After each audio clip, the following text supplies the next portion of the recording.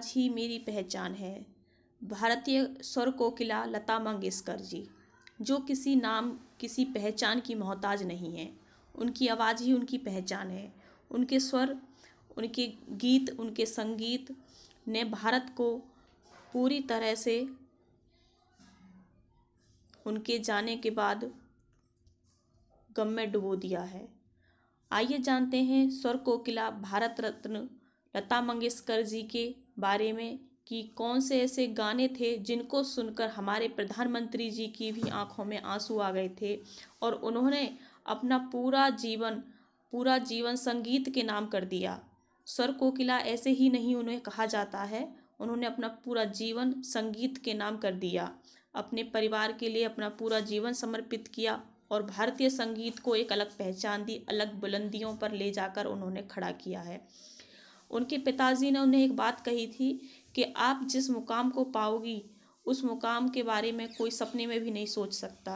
तो भारतीय संगीत को एक ऐसे मुकाम पर ले जाकर अपने स्वर को वो पहचान दिलाई कि वो किसी नाम की, किसी पहचान की मोहताज नहीं है।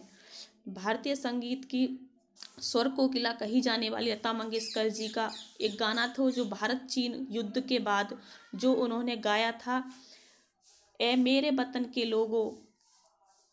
ये जो गाना था, इस गाने को सुनकर प्रधानमंत्री पंडित जवाहरलाल नेहरू जी की आंखों में आंसू आ गए थे।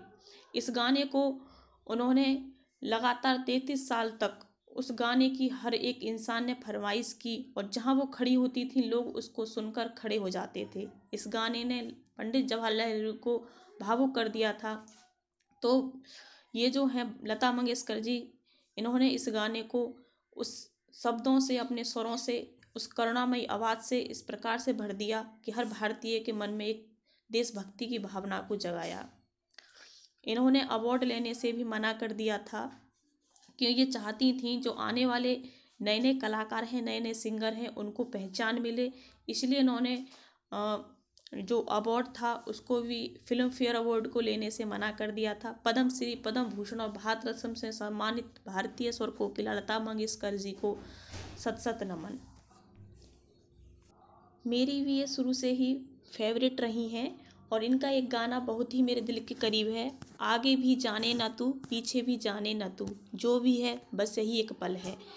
भारतीय स्वर कोकिला लता मंगेशकर जी को सत सत नमन।